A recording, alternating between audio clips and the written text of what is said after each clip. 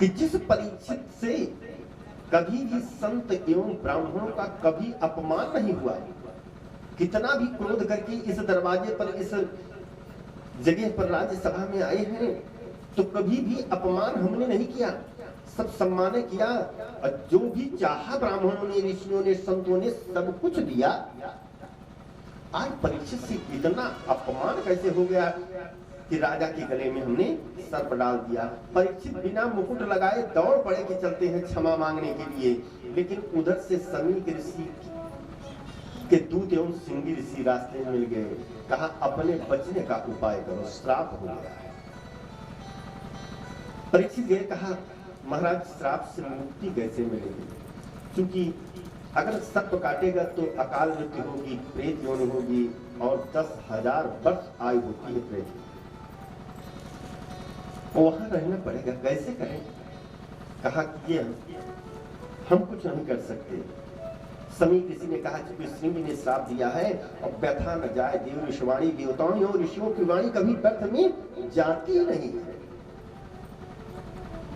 जाओ उपचार करो। ढिढोरा पिटवाया गया कि कौन है जो परीक्षित को मोक्ष दिला सकता है। सब आए, कहा कि केवल श्रीमद् भागवत की एक ऐसी कथा है कि वही जो है प्रेत योनि से मुक्ति दिला सकती है। धन्या भागवती वार्ता पेट पीड़ा विनाशिनी। हमने प्रथम में बताया कि इस कथा को लिखा व्यास जी ने, सुखदेव स्वामी को ही इसकी शिक्षा दिया था। 88,000 ऋषि थे, लेकिन किसी का साहस नहीं हुआ। सुखदेव जी 16 वर्ष की अवस्था में नंग धिड़ंग होकर आ रहे हैं। तो जिस रास्ते से आ रहे हैं वो तो जब देखते हैं बच्चे लोग, महिलाएं देखती हैं कि इसके तन पर तो वस्त्र नहीं है, तो क्या करते हैं, समझती हैं पागल बाबा है। बच्चे ढीला मार रहे हैं। और जब राजा परीक्षित के दरबार में पहुंचते हैं तो देखते हैं कि 88,000 ऋषिवृंद हैं, सब साष्टांग प्रणाम कर रहे हैं सुखदेव स्वामी को। क्यों? कि प्रणाम होता है ज्ञान को, उम्र कम नहीं। आज ज्ञानी है सबसे ज्यादा सुखदेव स्वामी। उम्र में भले कम है, लेकिन ज्ञान को ही प्रणाम किया। कहा कि ऐसा है कि मैं आपको श्रीमद् भागवत की कथा श्रवण कराऊंगा।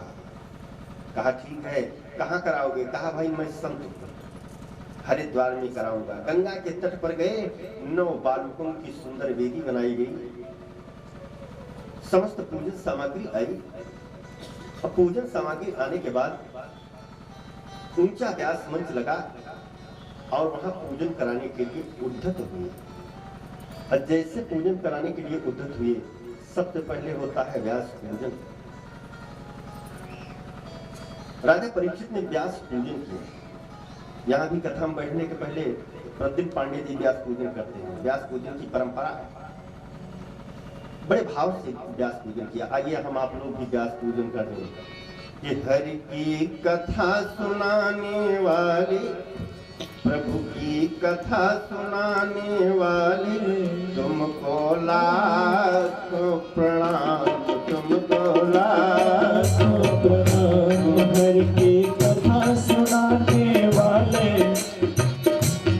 हरि की कथा सुनाने वाले, सच्ची राह बताने वाले, तुमको लाखों प्रणाम, तुमको लाखों प्रणाम। ताली बजाते जाइए। कथा सुनाने वाले, सच्ची राह बताने वाले, तुमको लाखों प्रणाम, तुमको लाखों।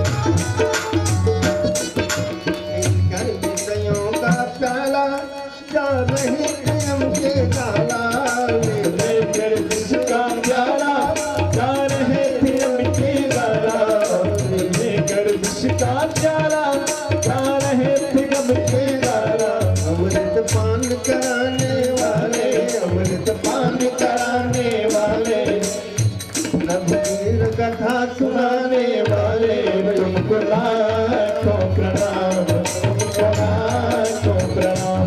अमृत पान कराने वाले, हरि की कथा सुनाने वाले, तुमको लाखों प्रणाम, तुमको लाखों प्रणाम।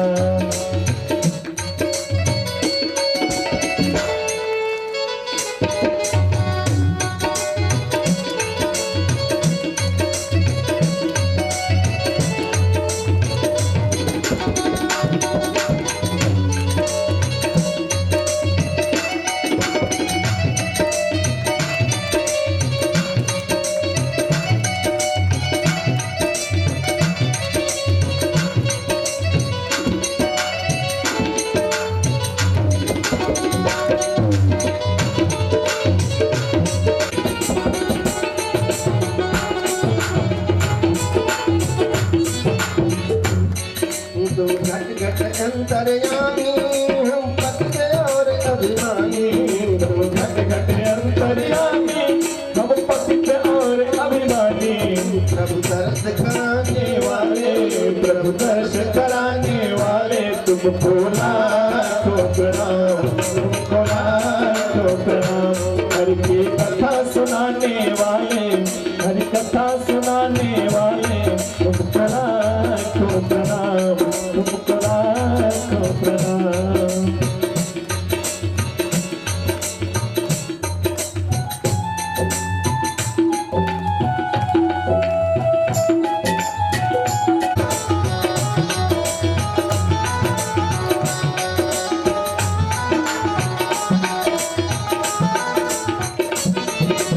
भारत राजा पावे, बस सिर झुकाए गावे।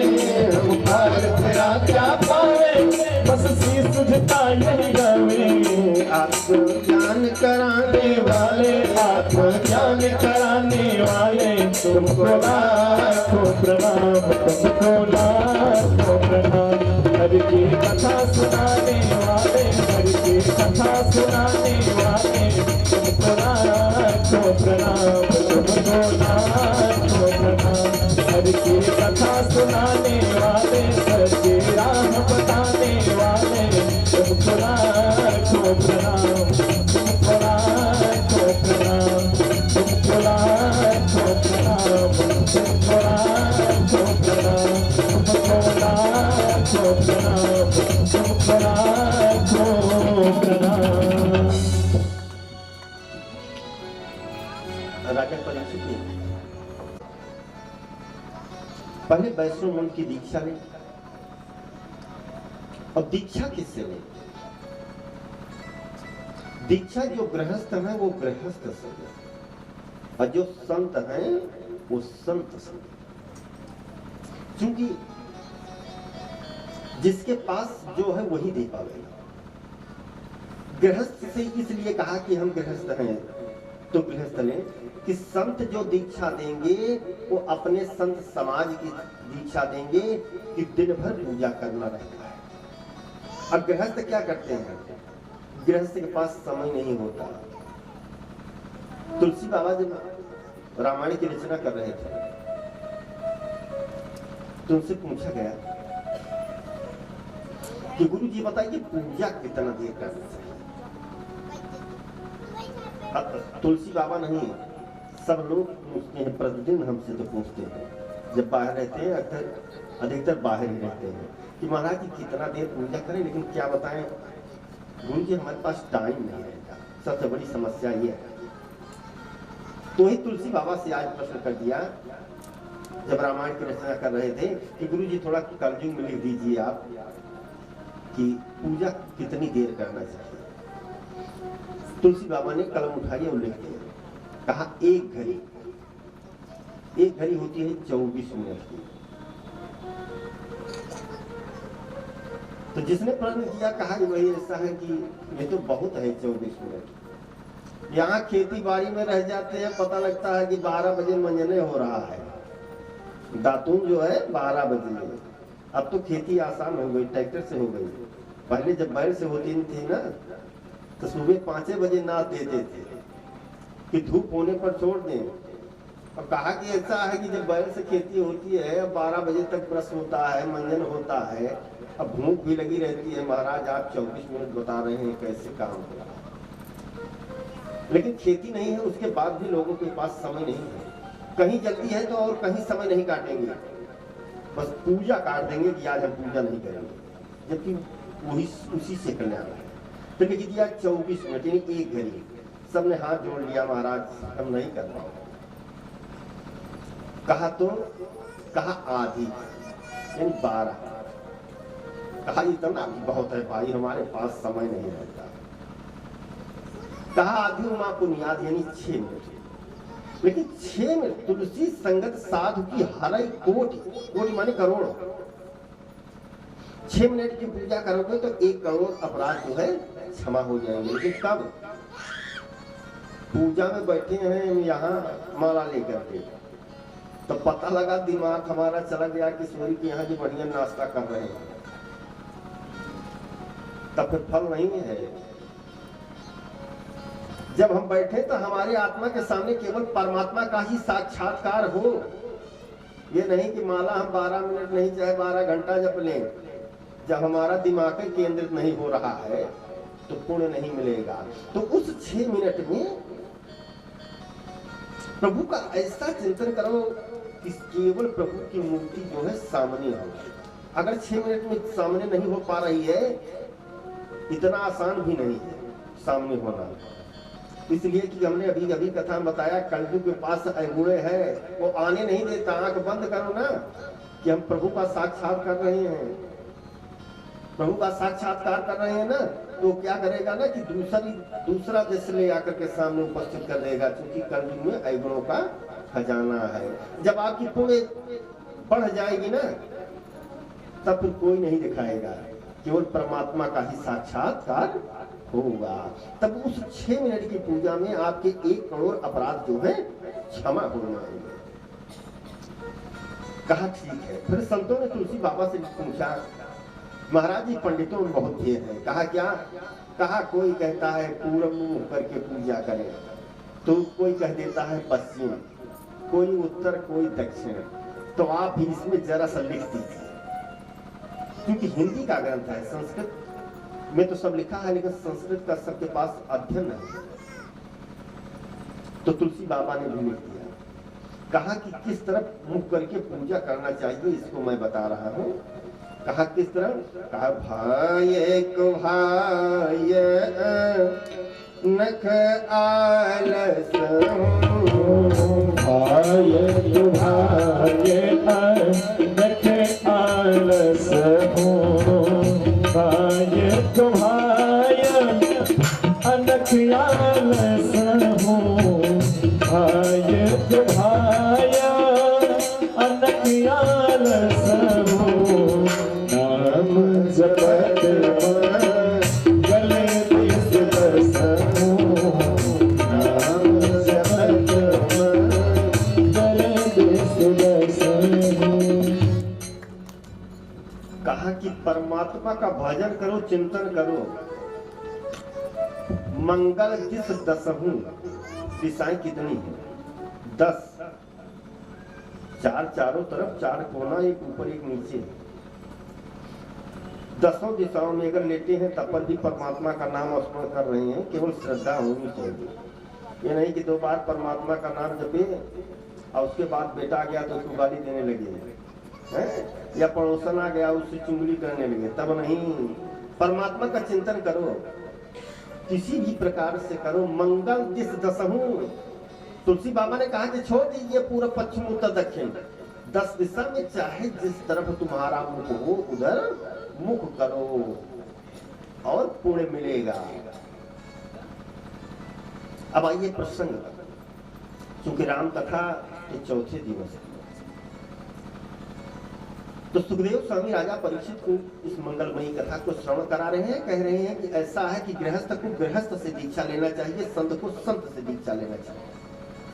अगर गृहस्थ वैराग्य धारण करना चाहता है तो संत से दीक्षा ले तो सर्वोत्तम। अगर वैराग्य नहीं आया, संत से दीक्षा लेकर के अगर गृहस्थ जीवन में प्रवेश कर रहा है तो उसको नर्क हो। अगर संत से दीक्षा लें तो वैराग्य धारण करें। इसलिए गृहस्थ को गृहस्थ गुरु बनाया गया, माना गया। अब गुरु को अपने दरवाजे अवश्य बुलाना चाहिए। उसके बाद कहते हैं इस मंगलमयी कथा को श्रवण कराते के लिए कि जितासनो जितश्वासो जित संगो जितेन्द्रियः स्थूले भगवते रूपे मनः सौंदर्योधियः। सबसे पहले कथा जब सुनना हो ना तो उसके पहले बता रहे हैं जितासनो जित संगो जितेन्द्रिया। सबसे पहले आसन को जीतो। नहीं तो पता लगा कि 3 घंटे कथा चल रही है तो कुछ लोग बार बार घड़िए देखते हैं कि कितना टाइम हुआ, महाराज जी तो बैठे हैं, हमारा तो पांव दुख रहा है, इधर करवट लिए उधर करवट लिए, घूम करके आए। तो नहीं, सत्संग में जब बैठना है तो आसन को जीतो। कि बैठ गए 3 घंटा तो बैठ गए। कुछ लोग इशारा करते हैं महाराज जी विश्राम दीजिए, क्योंकि आप तो बैठे हैं, जाम हो गया, हमारा तो सब हो रहा है। तो सबसे पहले आसन को जीतो। अब उसके बाद आसन को कुछ माताएं हंस रही हैं, सोच रही हैं हमारे ऊपर कह रहे हैं, लेकिन आपके ऊपर क्यों करेंगे भाई? जो कथा में लिखा है सबसे पहले आसन को जीतो। जितासन संगो, संग जो है सज्जन का होना चाहिए। दुर्जन कथा में तो आने ही नहीं देगा। अपनी इंद्रियों को परमात्मा में लगाओ। आजकल की व्यवस्था है मोबाइल फोन। अपने प्रिय की याद आई तो कहा कि ठीक है मोबाइल फोन लगा देंगे। मोबाइल फोन में कितने अंक होते हैं? 10। तो 10 से प्रिय की वार्ता हो जाती है। जिसके पास हम अगर फोन करेंगे 10 नंबर लगाएंगे उसके पास फोन चला जाएगा। आवश्यकता के अनुसार तो उनको अचानक 2 शब्द सुनाई पड़ा, ता और पा। तब करो, तब करो। ब्रह्मा जी ने कहा कौन? कहा मैं तुम्हारा जन्मदाता। कहा सामने आओ। कहा मैं सामने तो हूं, लेकिन तुम्हारी नेत्रों में जब तक तपस्या रूपी तेज नहीं आएगा ना तब तक कहीं कोई काम होने वाला नहीं है। सबसे पहले तपस्या से तेज अर्चित करो, तब काम होगा। कहा ठीक है। तब करने लगे ब्रह्मा बाबा। घोर तप किया। घोर तप करने के बाद विष्णु भगवान साक्षात दर्शन दिए। और दर्शन देने के बाद जैसे विष्णु भगवान ने दर्शन दिया और दर्शन देने के बाद ब्रह्मा जी ने कहा कि कार्य बताओ। कहा सृष्टि करो। कहा ठीक है। तो ब्रह्मा जी ने सृष्टि करना प्रारंभ किया। तो सबसे पहले सृष्टि में 4 कुमारों को जन्म दिया। सनकं च सनंदं च सनातनमथात्मभू सनत्वरं कुमारं च मुनिश्चैव क्रियानोर्ध्वं नरेतसः। सबसे पहले 4 कुमारों को सनक, सनंदन, सनातन, सनत कुमार, 4 कुमारों को जन्म दिया। अगर 4 कुमारों को जन्म दिया, कहा क्या आदेश है? कहा सृष्टि करो। चारों भाइयों ने कह दिया कि भाई हमारा जन्म हुआ है तो तपस्या करेंगे, हम सृष्टि के चक्कर में नहीं पड़ेंगे। ब्रह्मा बाबा को क्रोध आया। कहा क्या कह रहे हो? तुम मेरे बच्चे हो, पहली आज्ञा मेरे टाल रहे हो। जाओ सदैव तुम 5 वर्ष के बच्चे रहोगे। कहा ठीक है। आज भी वो 5 वर्ष। भोले बाबा ने कहा सृष्टि करो। कहा ठीक है। भोले बाबा सृष्टि करने लगे। सृष्टि क्या कर रहे हैं? भूत, प्रेत, डाकनी, साकनी, पिशाचनी। ब्रह्मा बाबा ने देखा, कहा बस बस बस बस बस, ये क्या कर रहे हो? कहा भाई आपने तो कहा सृष्टि करने के लिए हम कर रहे हैं, आप मना क्यों कर रहे हैं? अरे कहा गजब सृष्टि कर दी। तो मनुष्य से पहले भूत प्रेत आ गया। भोले बाबा सृष्टि कर दी। अब जब सृष्टि हो गई भूत प्रेतों की तो कहा कि तो गड़बड़ हो गया, चलिए ठीक है। मन से मरीची ऋषि हुई, बाएं अंग से एक औरत हुई और दाहिने से एक पुरुष जो हुए मनु शत्रुपा, और वाणी से परम मनोहारी कन्या सरस्वती। यहीं से सृष्टि का क्रम चला। अब सृष्टि करने के लिए जैसे प्रारंभ हुए वैसे एक हिरण्याक्ष नाम का दैत्य आ गया और इस पृथ्वी को चुरा करके ले जाकर के पातालपुर में गाड़ दिया। इस मंगलमयी कथा को सुखदेव स्वामी राजा परीक्षित को श्रवण करा रहे हैं। राजा परीक्षित ने एक प्रश्न कर दिया, गुरु जी जरा रुकिए, कहा क्या है? कहा ये हिरण्याक्ष कहां से आ गया? नहीं, बात समझ में नहीं आ रही है, ये कहां से आ गया? तब अब कथा यहीं से रोक करके हिरण्याक्ष जन्म की कथा बताते हैं। कह रहे हैं कि एक बार वही हमारे परम भक्त जिसको हमने बताया कि 5 वर्ष के सदैव बालक सनक सनंदन सनातन सनत कुमार, पांचों ये भक्त जो है हमारे हमसे मिलने के लिए आए बैकुंठ धाम नारायण से मिलने के लिए, चारों भाई गए। और जय एवं विजय 2 पहरेदार थे और उनको रोक दिया क्योंकि उनकी ड्यूटी थी कि बिना आज्ञा के कोई अंदर प्रवेश न करे। ये 5 वर्ष के बालक, इनको यह था कि बिना रोक टोक के कहीं जा सकते, ये भी छूट इनको थी और उनकी ये ड्यूटी थी। इनको रोक दिया, नहीं जाना है दरवाजे पर द्वारपाल। कहा तुम मुझको रोक सकते हो कि हमको तो वरदान है कि हर जगह मैं जा सकता हूँ किसी भी पोजीशन में। द्वारपालों ने लाठी दिखा दिया, कहाँ जा रहे हो? चारों भाइयों ने श्राप दे दिया कि जाओ तुम 3 जन्म के लिए राक्षस हो जाओ। वही रावण कुंभकर्ण हिरण्याक्ष हुआ। श्रीमन नारायण आ गए, कहा कि ये बेचारे इनका अपराध नहीं है, आप जो दे दिए अपराध तो मेरा है, हमने ड्यूटी पर लगाया था इनको कि बिना हमारी आज्ञा से कोई नहीं आएगा, तो इनकी यह ड्यूटी है।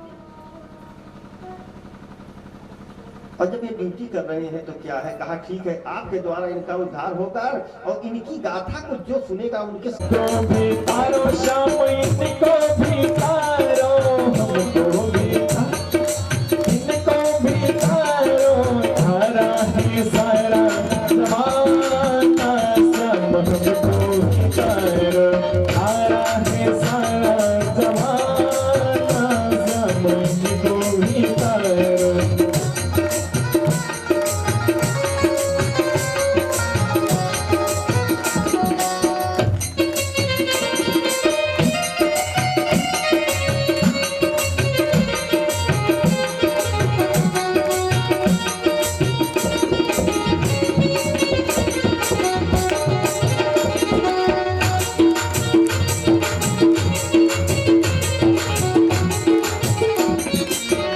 हमने सुना है श्याम की रात को तारो, हमने सुना है श्याम की रात को तारो, हीरा को तारो श्याम की रात को तारो, हमने सुना है श्याम की रात को तारो, हीरा का आना सब को भी तारो, आ रहा है सारा जमाना सब को भी तारो।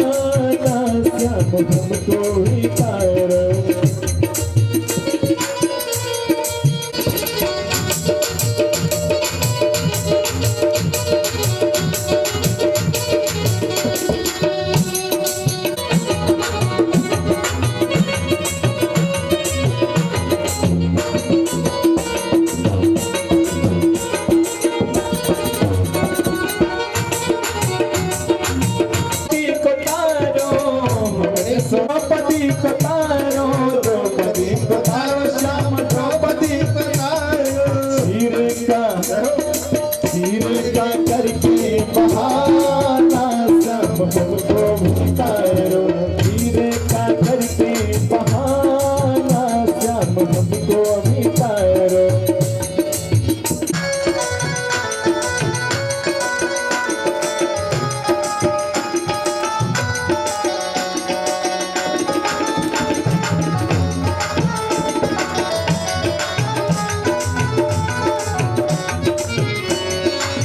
हमने सुना है श्याम अर्जुन को तारो, हमने अर्जुन को तारो, हमने सुना है श्याम अर्जुन को तारो। गीता का करके बहाना श्याम हमको भी तारो, गीता का करके बहाना श्याम हमको भी तारो। आया है सारा जमाना श्याम हमको भी तारो।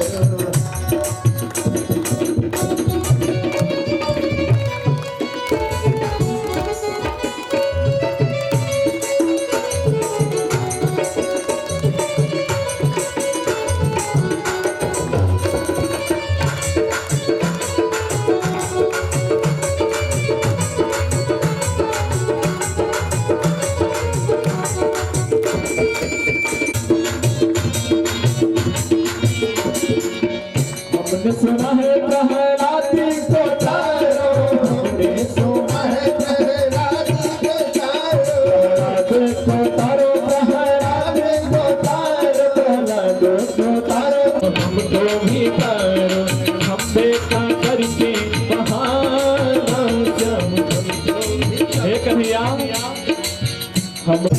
तारो, हम सबको भी तारो। तारा है तारा है सारा जमाना श्याम हमको भी तारो।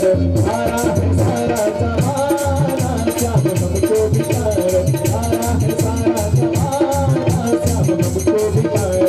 तारा है सारा जमाना श्याम हमको भी तारो। तारा है सारा जमाना श्याम हमको भी तारो। तारा है सारा जमाना श्याम हमको भी तारो। तारा है सारा जमाना श्याम हमको भी तारो। सीधा पहुंच गए समुद्र में, समुद्र उसको ललकार दिया, कहा भाई मैं युद्ध करूंगा। समुद्र जो है हाथ जोड़ लिया, कहा क्या बताएं, हम भी जब नवयुवक थे ना तो हमारी बाहों में हमारी भी खुजलाहट होती थी, लेकिन अब हमारे पास ताकत नहीं है। कहा जोड़ बताओ, कहा हमारे यहाँ वरुण देव रहते हैं, उनके पास चले जाओ। वरुण देव के पास गए, वरुण देव ने कहा भाई हमारा साहस नहीं है लड़ने के लिए। अब क्या करते हैं, जब कोई नहीं मिलता तो अपनी बाहों को पहाड़ों में लगा रहे हैं, पहाड़ को गिरा दे रहे हैं, पर्वत को गिरा दे रहे हैं, वृक्षों को गिरा दे रहे हैं। इतने में नारद जी का आगमन हुआ। दोनों भाइयों कहा इधर आओ इधर आओ। कहा क्या, कहा ये नारायण नारायण क्यों रट लगाए रखे हो भाई, कुछ लड़ना भिड़ना आता है? नारद जी ने कहा लड़ना तो नहीं आता है, लेकिन लड़ाना मुझको खूब आता है, जितना कहो उतना लड़ा दो। कहा यही तो मैं जोड़ ढूंढ रहा हूँ, जोड़ दीजिए आप नारद जी। कहा जोड़ देंगे भाई। कहा किसको? कहा कि हम उपाय बताएंगे, लड़ने वाला अपने आप आ जाएगा। कहा उपाय बताइए। आएगा? कहा निश्चित आएगा, इतना आपसे युद्ध करेगा कि आपकी संपूर्ण मनोकामना युद्ध करने की पूर्ण हो जाएगी। कहा जल्दी बताओ। कहा ब्रह्मा बाबा सृष्टि करने के चक्कर में पड़ेंगे। कहा तब? अब कहा जब सृष्टि करने के चक्कर में है तो सृष्टि कहां से होगी? पृथ्वी को ले जा करके चुरा करके पाताल में गाड़ दो। कहा तब क्या होगा? कहा लड़ने वाला अपने आप आ जाएगा। कहा बहुत अच्छी बात। ले जा करके हिरण्याक्ष ने पृथ्वी को पाताल में गाड़ दिया। अब सृष्टि कैसे है? सब लोग नारायण के पास, ब्रह्मा बाबा के पास गए। कहा कि जब पृथ्वी नहीं है तो कहां से हम सृष्टि करें? अचानक ब्रह्मा जी बैठे हुए थे, इतने में उनको छींक आई। देख रहे हैं कि नाक से हमारी कुछ गिरा, और नाक से जब गिरा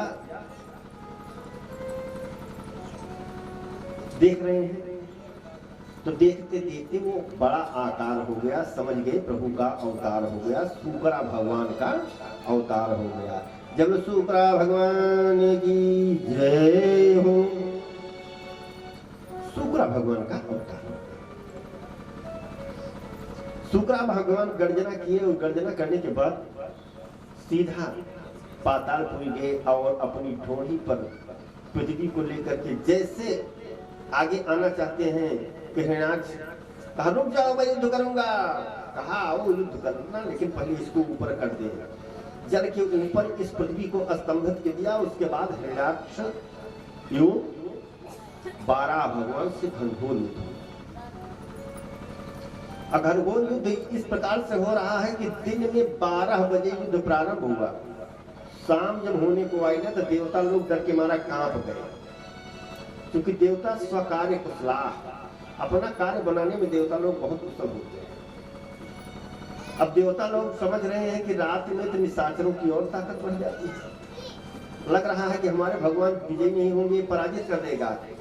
देवताओं ने आपस में सलाह किया कि अगर पराजित करेगा तो चलो जयकार करें, नहीं तो फिर ये तो बहुत शक्तिशाली है। देवता लोग आ गए जय बोलने के लिए। अब मजबूरी है कि सोच रहे हैं कि जय किसकी बोले। अगर हम 12 भगवान की जय बोलते हैं, कहीं पराजित हो गए, 12 बजे से लड़ रहे हैं, गोधूली बेला आ गई, और इसमें तो राक्षसों की ताकत दूना हो जाती है, तो पता लगेगा कि अगर वो जीत गया तो गड़बड़ है। एक ने कहा कि नहीं समझ रहे हो, क्या इनकी ताकत कमजोर है? 12 भगवान की कहा नहीं, वो भी शक्तिशाली है। कहा फिर जय बोले, होशियारी की बात करो, जो जीतेगा ना कह देंगे कि उसी की जय है। कहा ठीक है। देवता लोग जय बहुत सुंदर बोल रहे हैं, जय हो जय हो जय हो। अब 12 भगवान समझ गए कि देवता लोग डर गए थे। ये डर के कारण इनकी आवाजें नहीं निकल रही है, किसी की जय नहीं बोल रहे हैं, केवल जय हो जय हो जय हो कर रहे हैं। तो एक ही बार प्रहार किया तो गोविंदाय नमो नमः, हिरण्याक्ष का उद्धार किया। देवताओं को कहा क्यों भाई? कहा क्या बताएं महाराज जी, हम लोग सुबह से पुष्प लेकर के ऊपर से खड़े हैं कि आप विजयी होंगे तो पुष्प की वर्षा करेंगे। शाम हो गई, शाम को निशाचरों की ताकत दुगनी हो जाती है। कहा तुमको मेरी ताकत पर भरोसा नहीं है? कहा क्या बताएं? कहा जयकार मेरा नहीं कर सकते। कहा हम बोल रहे हैं आपका जयकार। कहा आप बोल रहे हैं। तो इस तरह से देवता स्वकार्य कुशला, अपना कार्य करने में बहुत कुशल। तो देवता लोग जो है, अब सृष्टि का क्रम प्रारंभ हो गया। महाराज मन से सृष्टि का वंश चल गया। इनके 2 पुत्र एवं 3 पुत्रियां, आकुति, देवहूति एवं प्रसूति। अब पुत्र प्रियव्रत एवं उत्तानपाद, यहीं से सृष्टि का क्रम चलता है। तो आकुति का विवाह रुचि प्रजापति के साथ, पुत्रिका था। और इनके यहाँ सीधा यज्ञ भगवान का अवतार हुआ। जब लोग यज्ञ भगवान की जय, यज्ञ भगवान का अवतार हुआ और इनका विवाह जो हुआ, इनकी धर्मपत्नी का नाम है श्रीमती दक्षिणा देवी। यज्ञ की पत्नी का नाम दक्षिणा, इसीलिए बिना दक्षिणा के यज्ञ पूर्ण नहीं होती है। यज्ञ की प्रसन्नता के लिए दक्षिणा दी जाती है। इनकी धर्म पत्नी है आकुति एवं देवहूति। देवहूति का भी विवाह हुआ करदम से। इनका विवाह करदम ऋषि के साथ हो गया और इनके यहाँ भी कपिल भगवान का अवतार हुआ। जब लोग कपिल भगवान की जय हो, आकुति, देवहूति और प्रसूति। इसके बाद प्रसूति का विवाह जो है दक्ष प्रजापति से। इनकी 16 कन्याएं हुई, 13 धर्म को ब्याह दिया, एक पितरों को ब्याह दिया जिसका नाम स्वधा देवी। तो जब हम पितरों का पिंडदान करते हैं ना, तो स्वधा शब्द का उच्चारण करते हैं। क्योंकि पितरों की वो धर्म पत्नी है श्रीमती स्वधा देवी, और एक अग्निदेव को ब्याह दिया जिसका नाम स्वाहा। स्वाहा शब्द का उच्चारण कराते हैं ना हवन के समय पर, वो अग्निदेव की धर्म पत्नी है। और एक ब्याह दी गई सती देवी थी हमारे भूत भवन भोलेनाथ को, जिनकी बहुत कम समय में मृत्यु हो गई राजा दक्ष की यज्ञ में। इस मंगलमयी कथा को जब सुखदेव स्वामी राजा परीक्षित को सुना रहे हैं संक्षेप में, क्योंकि 7 दिन में कथा सुनाना है, राजा परीक्षित ने कहा बस गुरु जी एकदम खींचते हुए मत जाइए आप, अब ये कथा थोड़ा विस्तार से बताइए कि कैसे शंकर जी की पत्नी सती देवी दक्ष की यज्ञ में भस्म हो गई है। वो तो अपनी राजा दक्ष जो है अपनी पुत्रियों से बहुत प्रेम करते थे। भवेशीलवतां श्रेष्ठो दक्षो दुहितवत्सलः विद्वेषं करोत् कस्मात् नादित्यात्मजां सतीं। कहा कि ऐसे क्या हुआ, तब बता रहे हैं कि राजा दक्ष को एक बार प्रजापति की उपाधि मिली। प्रजापति कहते हैं कि सेकंड ब्रह्मा की, दूसरे ब्रह्मा की उपाधि मिली। और जब दूसरे ब्रह्मा की उपाधि मिल गई तो उनको घमंड हो गया। कुछ लोगों को धन पा जाने के बाद, पद पा जाने के बाद घमंड हो जाता है। तो जब पद पा गए तो जगह जगह पर स्वागत समारोह हो रहा है। तो एक जगह स्वागत समारोह था, इतने में जैसे दक्ष आए तो सब तो खड़े हो गए, लेकिन 3 नहीं खड़े हुए, ब्रह्मा विष्णु महेश।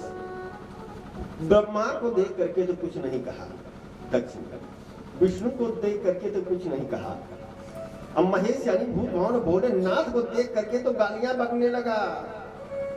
सभापति को अंत में बोलना चाहिए, लेकिन प्रारंभ में बोलना प्रारंभ कर दिए। कह रहे हैं कि अगर सभ्य लोगों का समाज होता है ना, तो एक भी असभ्य व्यक्ति आ जाता है ना, तो सभा का स्वरूप बिगड़ जाता है। तो जितने लोग बैठे थे देवता सोच रहे हैं कि इसमें असभ्य कौन दिखाई पड़ रहा है, भाई चारों तरफ देख रहे हैं सब सभ्य तो है। देवताओं ने इशारा किया कि असभ्य कौन आ गया जो सभा का स्वरूप बन गया। दक्ष ने कहा कि ये शंकर को देखो, भूतावासी प्रेतेषु, अरे ये भूत प्रेतों के संग रहने वाला, नाचने वाला, गाने वाला, चिताभस्म लगाने वाला। एक देवता ने कहा कि जब आप इसको ऐसे जानते थे तो अपनी बेटी क्यों ब्याह किया? कहा ये तो अपने पिता ब्रह्मा बाबा की वचन को रखने के लिए ब्याह किया। इतने में नंदीश्वर दमक करके उठ करके खड़े हुए। बोले बाबा ने कहा कि बैठ जाओ। कहा महाराज क्षमा करें, स्वामी की निंदा न तो करना चाहिए न तो सुनना चाहिए, नहीं तो बड़ा पाप होता है। आप हमको श्राप दे सकते हैं, वो सब श्राप स्वीकार है, लेकिन मेरे सामने कोई आपको बोल दे ये स्वीकार नहीं है।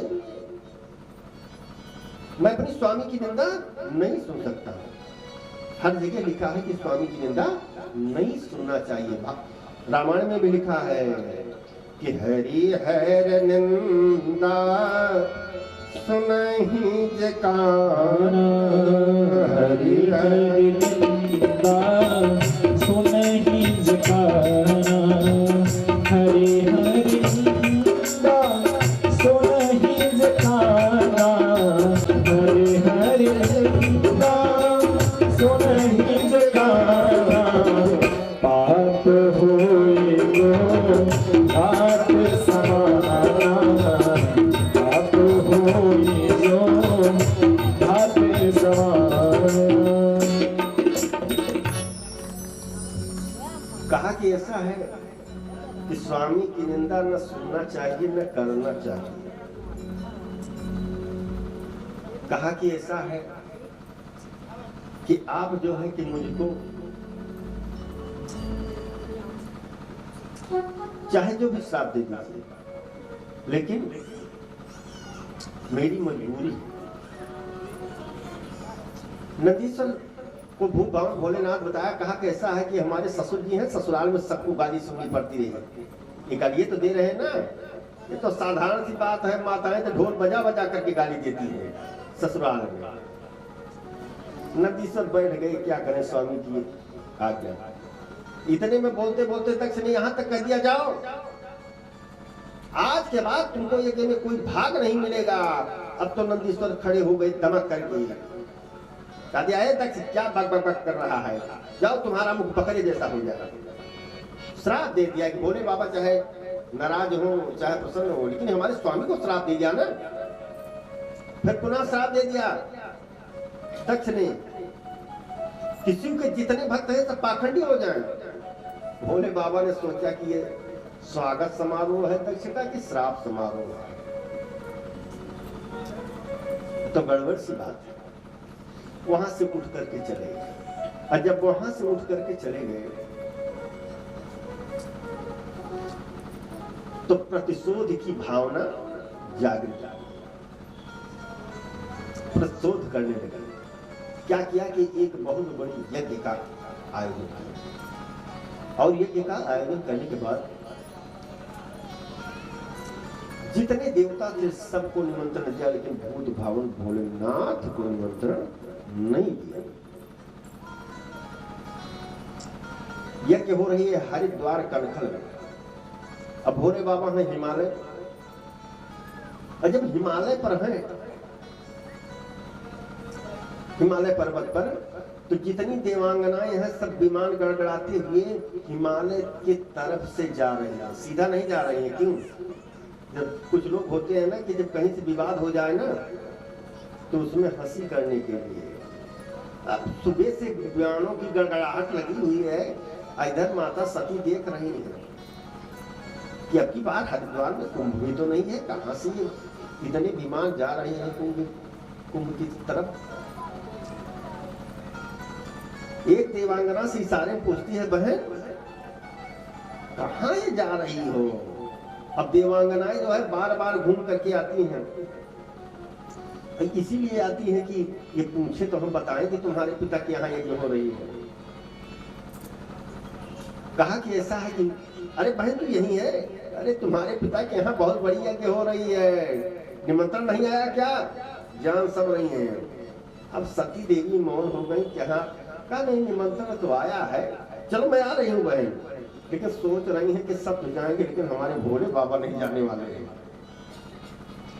अब भोले बाबा बैठे हैं, अब कुछ देर तक तो सती चुप रही, बाद में क्या करती हैं उनका पांव दबा रही। भोले बाबा की समाधि टूट गई। कहा देवी जी क्या बात है? वो तो होनी देख रही है, क्या होने वाली है। कहा कुछ नहीं, हम पति बताओ स्त्रियों का ये कर्तव्य है कि पति की सेवा करना। महाराज वो सेवा कर रहे हैं। भोले बाबा ने कहा मैं समझ रहा हूँ, बाबा सेवा कुछ ज्यादा कर रही है, कुछ विशेष वार्ता है। कहा कि हाँ आपने कुछ सुना? कहा क्या? कहा प्रजापतस्ते ससुरस्य संप्रदम निर्यापितो यज्ञ महोत्सवः वयं च तत्र विसराम बामति यद्यर्चितामी विबुधा प्रदन्ति। कहा आपके ससुर दक्ष प्रजापति यज्ञ कर रहे हैं, वहां निमंत्रण चलना है। भोले बाबा ने कहा बहुत बढ़िया बहुत बढ़िया भाई, ये पिताजी आपके यज्ञ कर रहे हैं तो निमंत्रण तो चलना ही चाहिए। तो कुछ चिट्ठी पत्री आई है, निमंत्रण आया है कि वैसे बिना निमंत्रण के नहीं जाना चाहिए। कहा कि ऐसा है कि नहीं समझ रहे हैं। अरे कभी कभी कोई बड़ा अनुष्ठान होता है, फंक्शन होता है, तो खास से खास रिश्तेदारों का निमंत्रण देने के लिए भूल जाते हैं। आई होगी चिट्ठी या भूल गई होगी, अगर हम पहुंचेंगे ना तब तो हमारी माता जी बहने सब कहेंगी वाह देखो। अब वहां पहुंचेंगे तब बात करूंगी कि देखो निमंत्रण नहीं दिया था तब आ गई थी, और सब प्रसन्न हो जाएंगी। तस्मिन भगन्यो मम भर्तिका, बहने तो हमारे जो है बहुत प्रसन्न हो जाएंगे। भोले बाबा ने कहा बिना निमंत्रण के मैं नहीं जाऊंगा। सती ने कहा तो कहा कतई नहीं आना। कहा मेरे लिए क्या आदेश है? कहा कुछ नहीं। कहा मैं जाऊं, भोले बाबा मौन। कहा मैं चली, भोले बाबा मौन। सती चल दिया। अब कुछ दूर गई तो भोले बाबा आंख बंद किए हैं, देख रहे हैं खोल करके, क्या सचमुच चली गई बिना हमारे आज्ञा के? तो देखते हैं कि सती क्या करती हैं कि वापस आती है। सोचती हैं कि ऐसा ना हो भोले बाबा नाराज हो जाए, तो जब वापस आती हैं तो आंख बंद कर देती हैं। तो इस तरह से 2-3 बार क्रम चला, और 2-3 बार क्रम चलने के बाद एक बार सती ने कहा कि अब मैं चली ही जाऊंगी, अब नहीं रुकूंगी। अब उसके बाद अब की बार जो है सती चल दिया। अब भोले बाबा धीरे से आंख खोल करके देखे, जब काफी दूर चली गई तो अपने गण नंदीश्वर को बुलाया और नंदीश्वर से कहा कि ऐसा है कि जा रही है सती तो थोड़ा सम्मान पूर्वक इनको ले जाओ। कहा ठीक है। नंदीश्वर आज घर पहुंचे सती के पास। माता जी कहाँ जा रही हैं? अरे तुम्हारे मामा के यहाँ यज्ञ है। तो कहा मामा के यहाँ यज्ञ है, माता जी तो अकेली चल रही हैं, हमको नहीं ले चलोगी? कहा चलो। अब तो क्या था, नंदीश्वर आज भूल भेद चल दिया। और जब वहां पहुंच गए तो देख रहे हैं कि जो बहनें मिलती थी प्रेम से ना, वो बहनें व्यंग के बाण को कस रही हैं। व्यंग के बाण को क्या कस रही हैं कि बहन मैं जानती थी कि तुम्हारा निमंत्रण नहीं है, लेकिन तुम आओगी, जबरदस्ती आओगी। ये बात जो है सती को बहुत बुरी लगी। कहा कि देखो ये तो व्यंग के बाण कस रही है, केवल मां अकेले प्रेम से मिली और कोई नहीं, क्योंकि दक्ष का सख्त आदेश था कि अगर सती आए भी तो शिव से संबंध होने पर इससे अगर कोई बात करेगा तो मैं अपनी यज्ञ से निकाल दूंगा। तो जितने लोग देख रहे हैं, जो सती को देखते थे तो साष्टांग प्रणाम करते थे ना, वो आज सती को देख करके सर नीचे झुका लेगा। सती ने सोचा क्या हो गया अचानक, और सीधा पहुंच गई ये सारा तरफ। और देख रहे हैं सती की सबसे छोटे से छोटे देवताओं का भाग लगा हुआ है, लेकिन हमारे भोले बाबा का भाग नहीं लगा हुआ। सती ने पिताजी को बुलाया। पिताजी कहा क्या? कहा निमंत्रण की बात तो छोड़ दीजिए, ये हमारे पतिदेव का भोले बाबा का भाग ही क्यों नहीं लगा हुआ है? कहा वो सगोरी की बात करती हो, चली जाओ यहाँ से, तुम्हारा निमंत्रण किसने दिया है? कहा पिताजी होश में है आप, वो देवों के देव महादेव हैं, अब पर भी कुछ नहीं हुआ, जाइए आराधना कीजिए, वो प्रसन्न हो जाएंगे। कहा कि उस अघोरी को प्रसन्न करना नहीं है और तुम चली जाओ, मैं नहीं तो मैं तुमको श्राप दे दूंगा। सती ने कहा कि पिताजी अब पर भी समझ लीजिए कि वो देवों के देव महादेव हैं, और अगर आपको श्राप देना है तो दे दीजिए। मैं उस अर्धनारीश्वर की धर्मपत्नी हूं कि कोई श्राप छू तक नहीं सकता है। पिताजी दे करके देख लीजिए, अब पर भी ज्ञान हो जाए आपको कि वो कौन है। लेकिन वो निंदा करता ही गया। दक्ष पिताजी को कितना जवाब दे। सती सोच रही है कि क्या करें। अभी अगर वापस भी जाती है तो भोले बाबा पूछेंगे क्यों देवी कैसे बड़ी जल्दी वापस आ गई, अभी तो यज्ञ पूर्ण नहीं।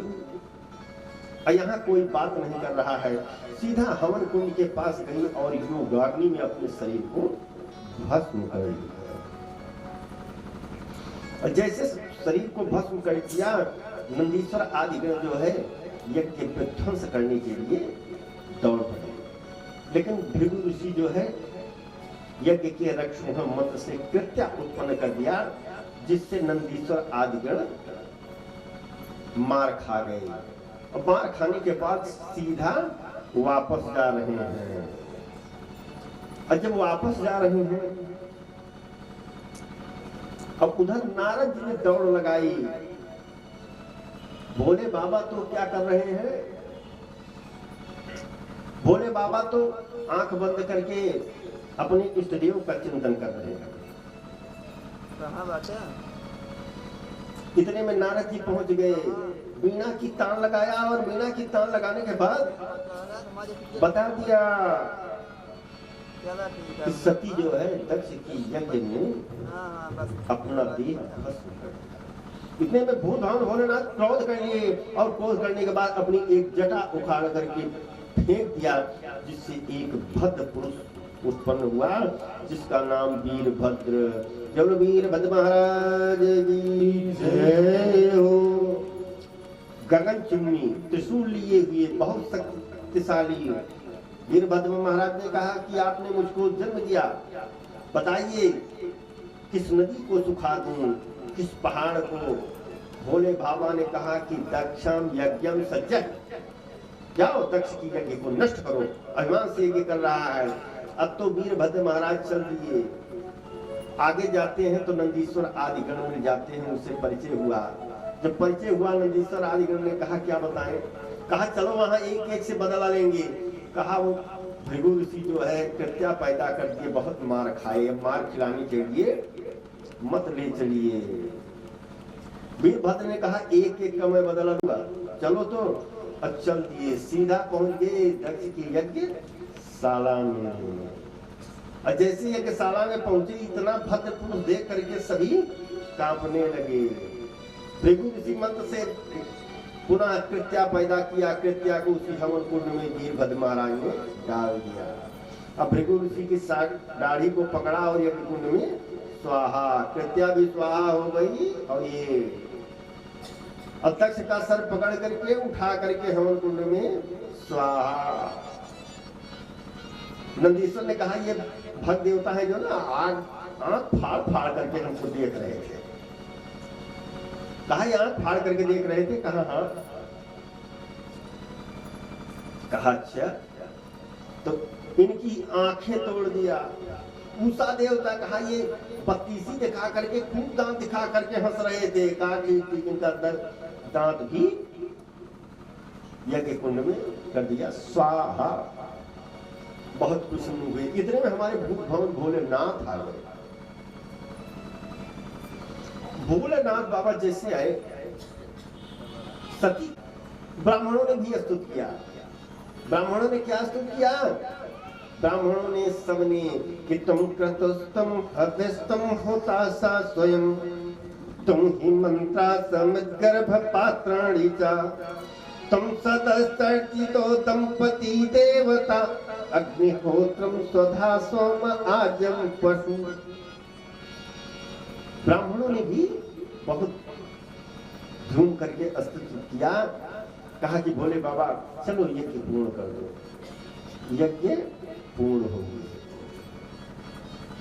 यज्ञ जब पूर्ण हो गई तो सती तो भस्म हो गई। पुनः वो सती क्या करती हैं कि अगले जन्म में हिमालय की पुत्री हुई और घोर तपस्या किया। घोर तपस्या किया और उस घोर तपस्या से भोले बाबा प्रसन्न। विवाह जो है मान लिया, कहा ठीक है करेंगे। कथा संक्षेप में चलेंगे क्योंकि विश्राम का समय हो गया है। हमारी आदत ये है कि टाइम से बैठना और टाइम से बंद करना। सती प्रसंग तो सीधा 3 घंटा का है अगर बोले जाए तो। अगले जन्म में हिमालय की पुत्री हुई और हिमालय की पुत्री होने के बाद खूब तपस्या किया और खूब तपस्या करने के बाद भोलेनाथ बाबा ने विवाह स्वीकार किया और ब्रह्मा बाबा बारात लेकर के समस्त देवताओं के साथ चल दिए। कैसे बारात चल रही है भोले बाबा की, एक दृश्य उस पर झूम करके आप लोग ताली बजाएंगे क्योंकि भोले बाबा की बारात चल रही है। कि बारात कैसे जा रही है कि चली गई भोला कई बरतिया हिमाचल नगरी, चली गई भोला कई बरती हो हिमाचल नगरी, हो हिमाचल नगरी, हो हिमाचल नगरी, चल गए भोला कई बरतिया हिमाचल नगरी, चल गए भोला कई बरतिया हिमाचल नगरी।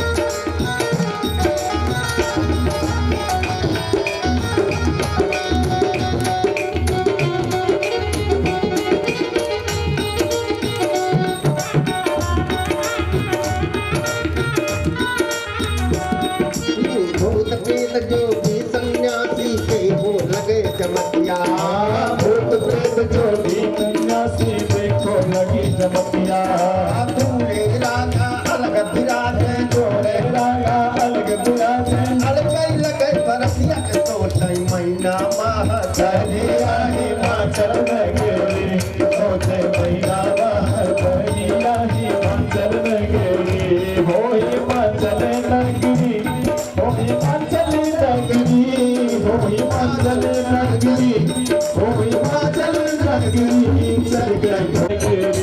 चल गए भोला के बरतिया हिमाचल नगरी।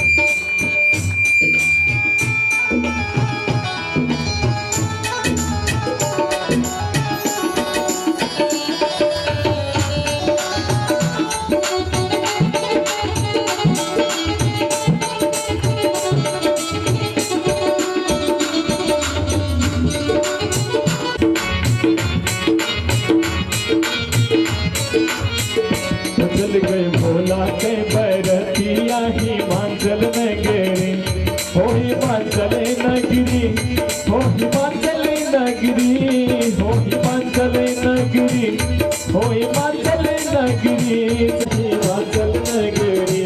चल गए भोला के बरतिया हिमाचल नगरी, चल गए भोला के बरतिया हिमाचल नगरी।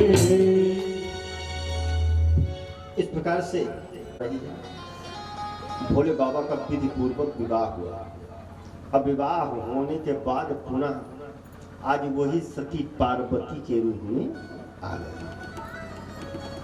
अब पार्वती जब आ गई भोलेनाथ बाबा के यहाँ जब पहुंची तो भोले बाबा का चरण स्पर्श करना चाहती है। तो क्या करेंगे, बस में ट्रेन में पता लगेगा कि बहुत परेशानी हो रही है, जेबा भी कट जाएगा, लेकिन मैं जो गंगा प्रकट करूंगी ना उसमें केवल जाकर के बैठे रहेंगे तब पर भी लोगों का उद्धार हो जाएगा। मत आओ। माता पार्वती ने क्या किया कि गंगा प्रकट कर दिया। गंगा प्रकट कर दिया। कौन सी गंगा? कि पूछे रघुपति कथा प्रसंगा, पूछे रघुपति कथा प्रसंगा, पूछे रघुपति कथा प्रसंगा, पूछे रघुपति कथा प्रसंगा,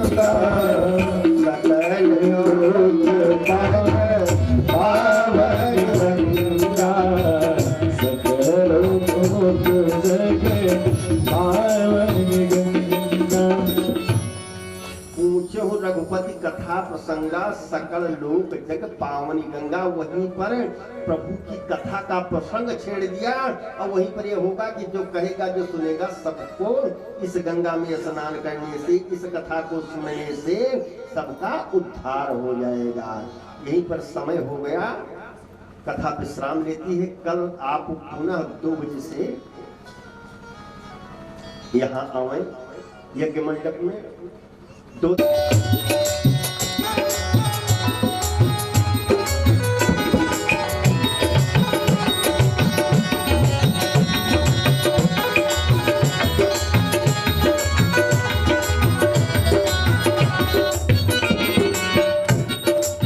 और कन्हैया जी के साथ में कैसे रहना है? मैं धागा बनूं, तुम पुष्प बनो, मैं धागा बनूं, तुम पुष्प बनो, मैं धागा बनूं।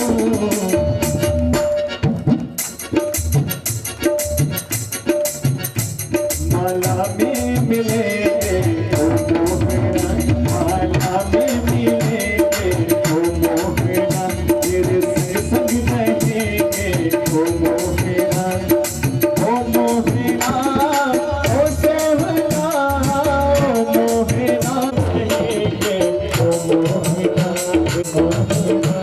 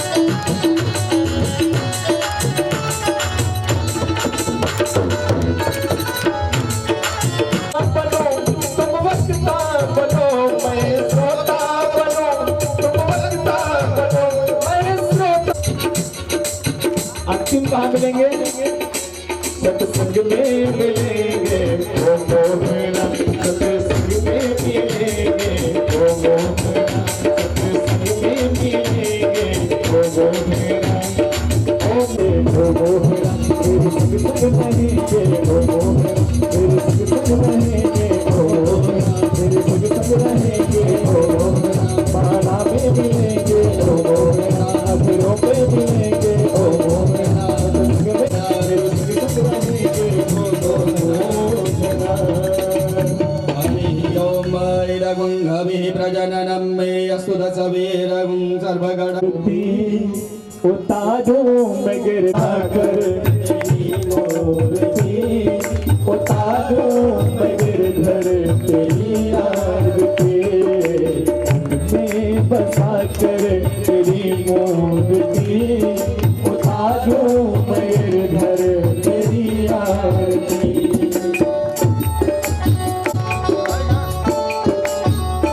दो भगवन करुणा करो कष्ट हरो, ज्ञान दो भगवन भाव में फंसे नाव मेरे तार दो भगवन, दर्द की दवा तुम्हारे पास है, दर्द की दवा तुम्हारे पास है, जिंदगी दया के है भीख मांगते, मैं बसा कर तेरी मूर्ति, उतारो गिरधर तेरी आरती, मन में बसा कर तेरी मूर्ति, उतारो गिरधर तेरी आरती।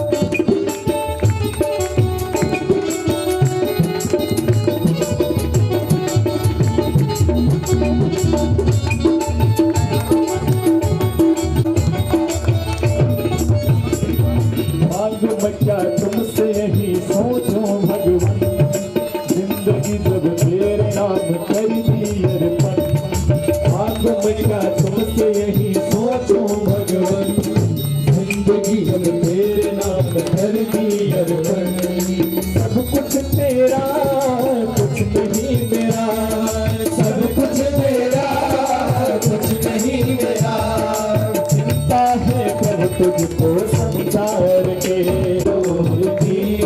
उतारो घर के मन में बसा कर तेरी मूर्ति,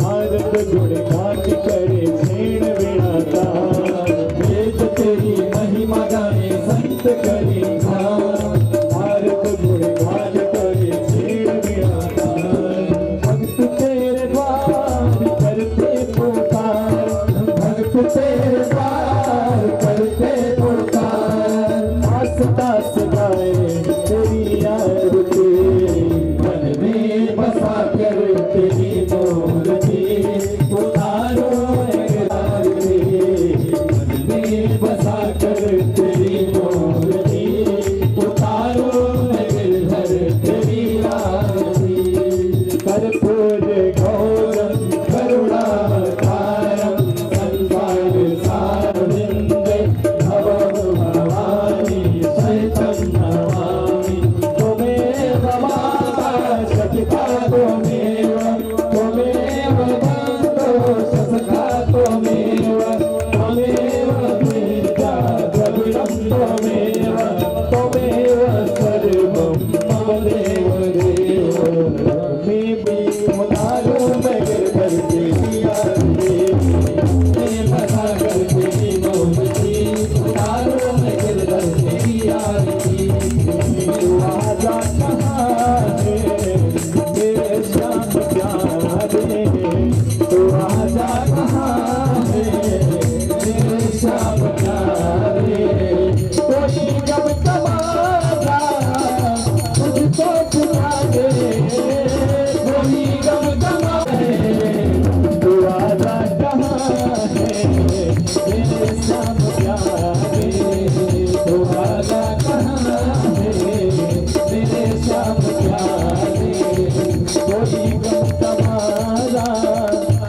तुमको पुकारे, कोई गम तुम्हारा तुमको पुकारे, कोई गम तुम्हारा तुझको पुकारे, कोई गम तुम्हारा मेरे श्याम प्यारे, तू आजा कहाँ है मेरे श्याम प्यारे, तू आजा कहाँ है मेरे श्याम प्यारे। सभी लोग जी बोले भागवत भगवान की जय हो, रावण धाम की जय हो, के बिहारी लाल की जय हो, राधा रानी सरकार की जय हो, यज्ञ भगवान की जय हो, पूज्य व्यास जी महाराज की जय हो, धर्म की जय हो, अधर्म का नाश हो, प्राणियों में सद्भावना हो, विश्व का कल्याण हो, सत्य सनातन धर्म की जय हो, गौ माता की जय हो, अपने अपने माता पिता की जय हो, अपने अपने गुरुदेव भगवान की जय हो, स्वामी ब्रह्म जी महाराज की जय हो, आज के आनंद की जय हो, ओम नमः पार्वती पतये हर महादेव। शंभो। सभी लोग अपने स्थान पर बैठ जाए।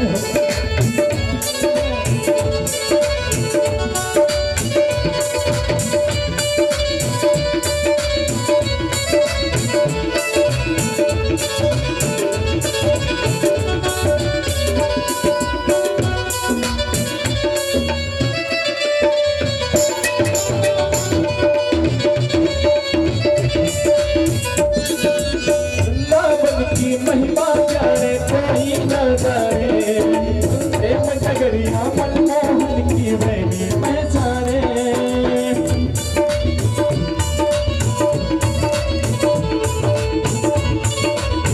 अरे कोई न जाने, प्रेम नगरिया मनमोहन की वही पहचाने, वृंदावन में